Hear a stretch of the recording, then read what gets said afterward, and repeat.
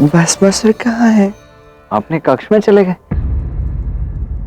ये मोहिनी के परिवार वाले देव है और बड़ा भाई स्वयं महादेव है।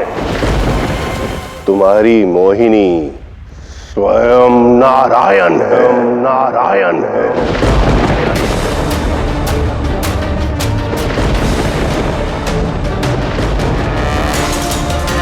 अगर आप जो कह रहे हैं वो सत्य है तो देखना, मैं इन सबको भस्म कर दूंगा।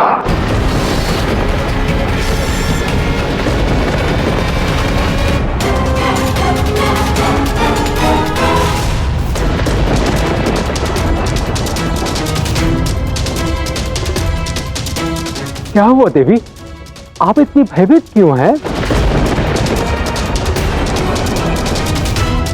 तो भस्मासुर को सत्य का ज्ञान हो ही गया। मोहिनी, मोहिनी तुमने भस्मा,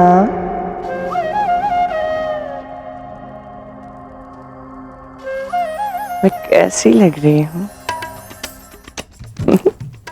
और क्यों इतना चिल्ला रहे हो? मोहिनी मोहिनी क्यों? मैं तो यही हूँ तुम्हारी प्रतीक्षा में।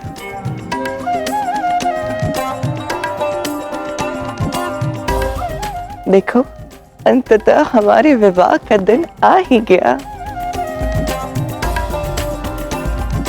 मेरी मानो तो तुम्हें भस्मासुर के विवाह में सम्मिलित नहीं होना चाहिए। आपके निर्देश का पालन होगा। कैसे रोकूं इसे? मैंने महादेव को वचन दिया है, इसीलिए मैं भीतर भी नहीं जा सकता। अब इससे पहले कि हम अग्नि को साक्षी मानकर सदा सदा के लिए एक दूसरे के हो जाएं, आओ उत्सव मनाते हैं। यदि कोई बात है तो बाद में भी तो सुलझा सकते हैं ना। अभी तो साथ में ही रहना है।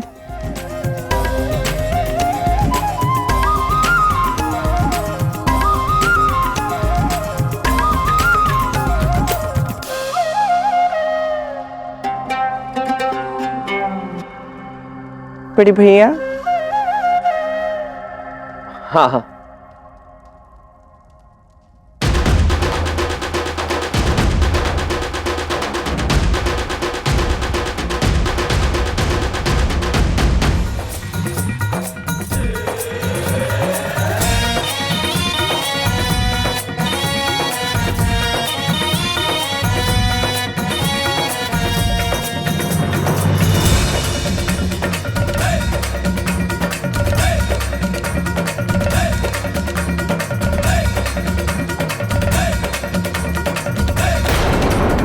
ये क्या कर रहे हो मूर्ख?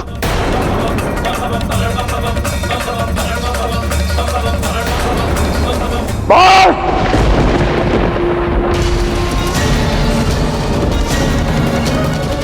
मोहिनी! भस्मा,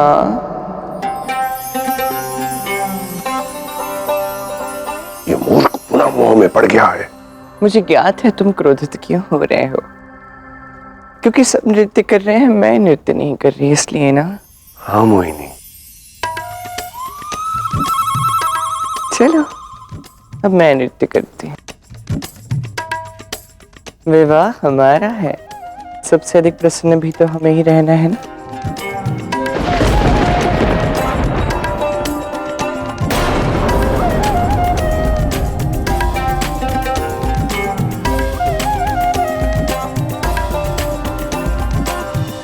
मूर्ख, पुनः अब तो ये क्या करने लगा? ये सब छलावा है। संभाल स्वयं को, संभाल। गुरुदेव, पहले नृत्य तो देख लेने दो, फिर इन सब का छल बल दोनों मर्दन करूंगा। नाचो।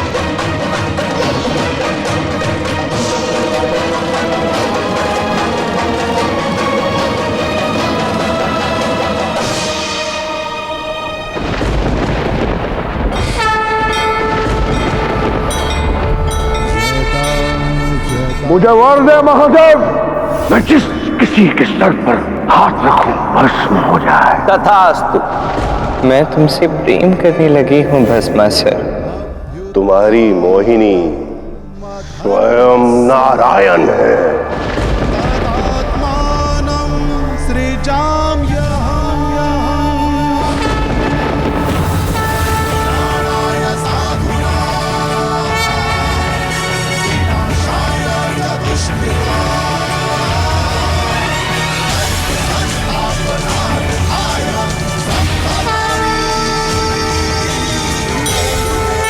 मूर्ख भस्मासुर!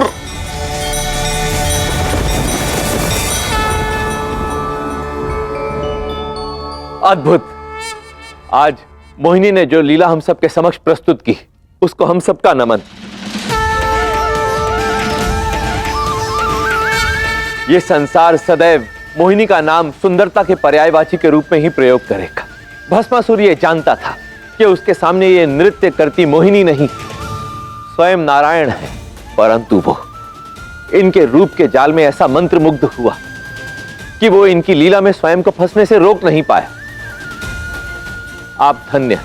नारायण की जय! नारायण की जय! नारायण की जय! नारायण की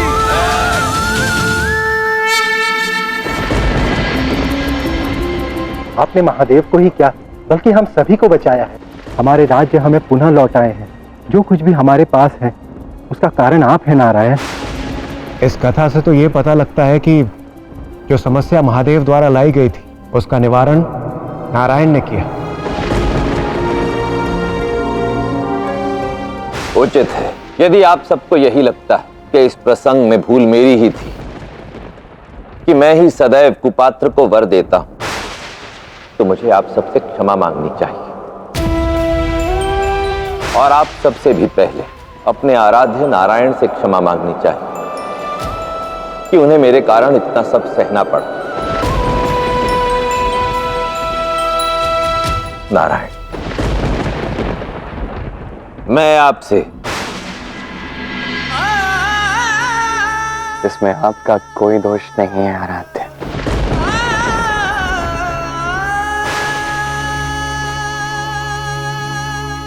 तब मैं चाहता हूं कि सभी मेरी बात ध्यान से सुने और समझें।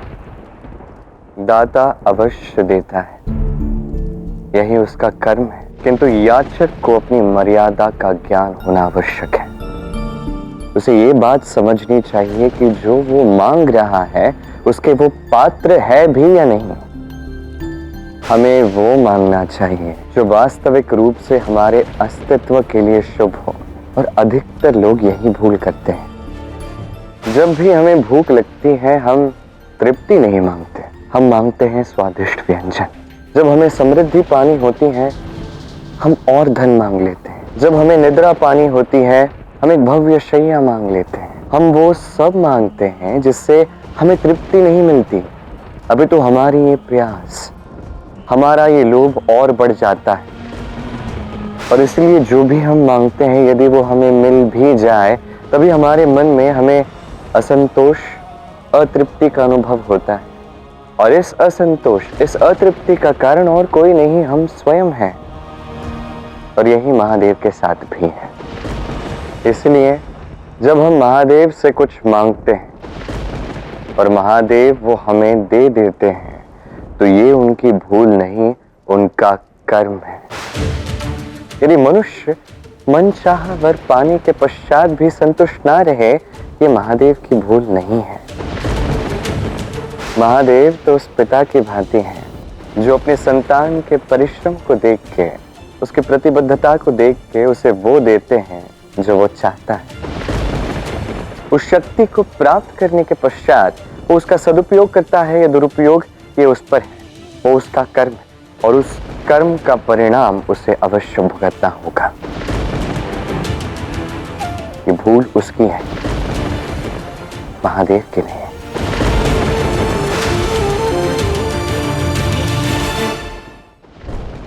क्षमा कीजिए आराध्य, मेरा मंतव्य आपको दोषी ठहराना नहीं था। अभी तो वो सभी लोग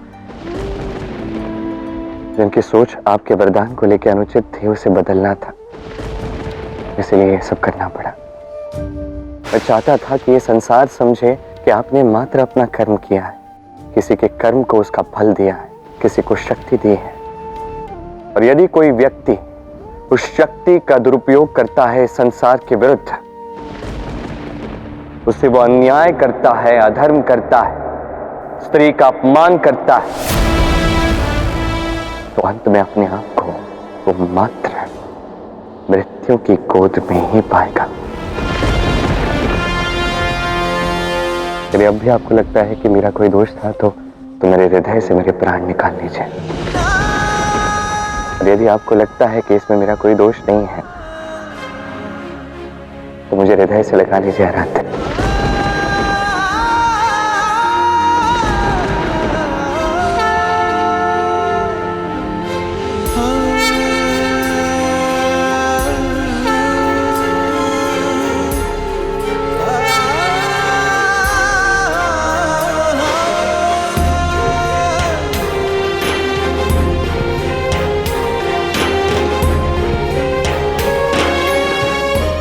आज श्री कृष्ण ने मेरे लिए इतना कुछ किया, मैं अब इनके लिए ऐसा कुछ करूंगा जो किसी ने कभी सोचा भी नहीं होगा।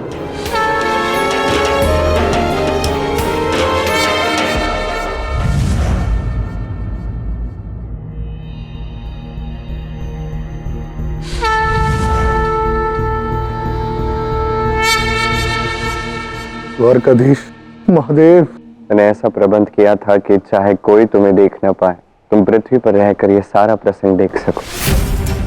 अब जब तुमने सब कुछ देख लिया है तो मैं तुमसे प्रश्न पूछता हूँ डिंबक, क्या अब भी तुम्हें लगता है कि महादेव ने हंस को वरदान देकर भूल की थी? क्या तुम्हें लगता है कि जो तुमने महादेव के विरुद्ध किया वो उचित था? यदि वो अपनी शक्तियों के दुरुपयोग का दोषी है तो क्या वो महादेव दोषी नहीं, जिन्होंने हंस की पात्रता की जांच किए बिना ही उसे वरदान और अस्त्र दे डाले? क्षमा क्षमा द्वारकाधीश, मैं स्वयं अपने भाई के विरुद्ध में था द्वारकाधीश, परंतु उसकी मृत्यु के बाद मैं सह नहीं सका। वो जैसा भी था मेरा भाई था द्वारकाधीश, मुझे प्रिय था, इसलिए मैं आवेश में आ बैठा। अपने इस भक्त डिंबक को क्षमा कर दीजिए महादेव। मेरे भाई हंस ने जो किया उसका यही परिणाम होना था। जो अपनी भूल स्वीकार ले उसे क्षमा अपने आप मिल जाती है डिंबक। ये बताओ कि तुमने इस पूरे प्रसंग से क्या सीखा? ये तो मैं उन्हें ही बताऊंगा महादेव जिनके मन में मैंने आपके प्रति संदेह डाला था। अपनी भूल सुधारने का एक अवसर दीजिए महादेव, आज्ञा दीजिए। आज्ञा है।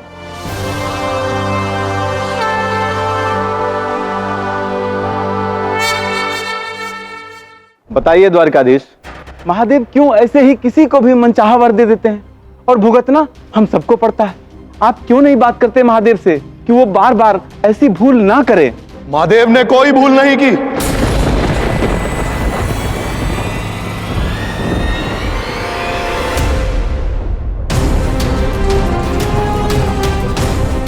ना ही वो कभी दोषी थे, ना ही होंगे।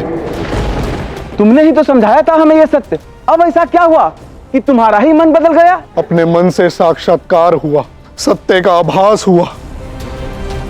अपने भ्राता हंस की मृत्यु के दुख में मैं ये भूल ही गया कि हूं तो मैं भी महादेव का भक्त। अपने तप से महादेव को मैंने और मेरे भाई हंस ने, हम दोनों ने प्रसन्न किया था और दोनों को ही वर मिले, परंतु मेरे भाई हंस ने अपनी शक्तियों का दुरुपयोग किया।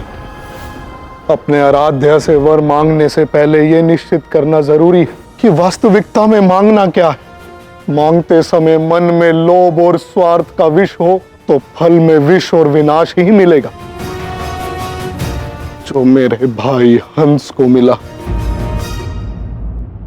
बात तो ठीक कहा तुमने, ये हमारे लिए भी एक सीख है। हम सब क्षमा प्रार्थी हैं महादेव। आपने मुझे क्षमा तो कर दिया ना द्वारकाधीश।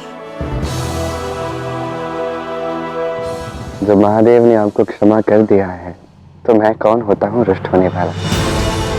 मेरा आशीष तुम्हारे साथ है डिंबक। अब आज्ञा दें कृष्ण। ऐसे कैसे? अब तक आप द्वारका आए थे तो अनचाहे मन के साथ ही सही, पर दुष्ट के साथ ही बनकर आए थे। पर अब आप पावन मन से आए हो तो हमारा आतिथ्य स्वीकार करो, हमें प्रसन्नता होगी। वही तो समस्या है देवी, अपना दोष समझ में आ गया। तो मैं द्वारका में रहकर द्वारकाधीश को कैसे मुख दिखा पाऊंगा। आज्ञा दीजिए और आशीष भी कि आज से पहले महादेव के वरदान के कारण जाना जाने वाला मैं डिंबक अब अपने पश्चाताप के लिए जाना जाऊं। और इसके लिए मुझे एक महत्वपूर्ण कार्य करना है जिसके लिए मेरा यहां से जाना आवश्यक है। आज्ञा दे देवी।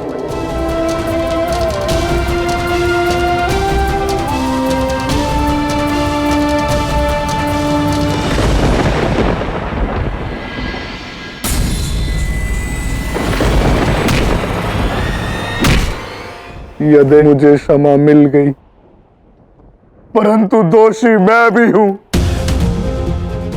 यदि सही समय पर मैं कठोरता दिखाता तो मेरा भाई हंस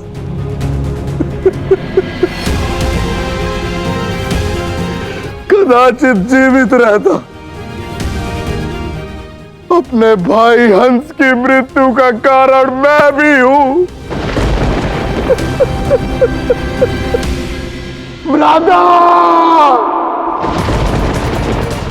डिंबक अपने भ्राता से सबसे अधिक प्रेम करता था। उसके जीवन की सबसे बड़ी पूंजी था हंस, जिसके खोने की भरपाई कोई भी नहीं कर सकता। महादेव और कृष्ण के अपमान करने के बाद इस अपराध बोध के साथ मुझे एक पल भी इस पृथ्वी पर नहीं जीना। मैं डिंबक अपने प्राण त्यागता हूं, प्राण त्यागता हूं। कान्हा, रोको उसे। उसके इस अपराध बोध का अंत होना चाहिए, उसके जीवन का नहीं। ये अंततः उसका ही चयन होगा तो, और वैसे भी वो अपना अंत नहीं करने जा रहा, बस एक जीवन से दूसरे जीवन में प्रवेश कर रहा है। और ये नया जीवन उसके लिए एक नई आशा की किरण ले आएगा। इस नए जीवन में वो इस संसार को सच्चाई और अच्छाई का संदेश दे सकेगा। और ये करने के लिए उसे ये शरीर त्यागना ही होगा।